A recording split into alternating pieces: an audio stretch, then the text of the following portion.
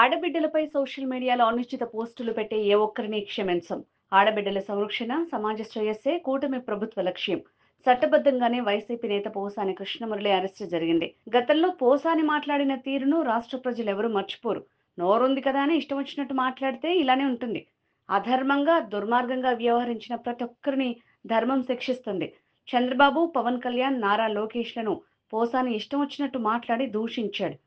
ఇంట్లో ఉన్న ఆడబిడ్డల గురించి కూడా చాలా అసహ్యంగా మాట్లాడాడు అని కొల్లు రవీంద్ర అన్నారు. పోసాని మురళీకృష్ణ అని ఆయన ఏ రకంగా వాళ్ళు మాట్లాడారు గతంలో మనం చూసాం.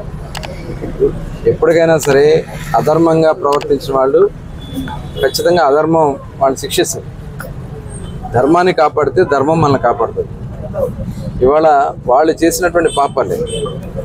మరి గతంలో నోరుంది కదా అని చెప్పి మరి ఏ రకంగా వాళ్ళు మాట్లాడారు చూసాం. చంద్రబాబు నాయుడు గారి గురించి, చంద్రబాబు నాయుడు గారి కుటుంబం గురించి, పవన్ కళ్యాణ్ గారి గురించి, పవన్ కళ్యాణ్ గారి బిడ్డల గురించి, ఇంతకంటే దుర్మార్గం ఇంకోటి ఉంటుందా?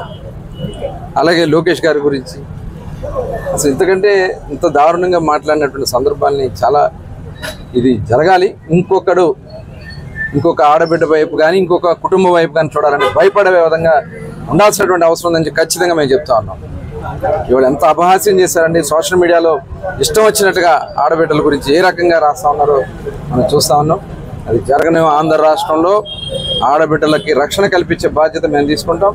అలాగే ఎవరైతే అధర్మంగా దుర్మార్గంగా వ్యవహరించారో వాళ్ళందరి మీద కూడా చర్యలు ఖచ్చితంగా ఉంటాయని చెప్పి తెలియజేస్తాం. సోషల్ మీడియాలో పెడితే మరి ఊరుకుంటారా? నీ కుటుంబం పేరు గురించి పెడితే ఊరుకుంటారా?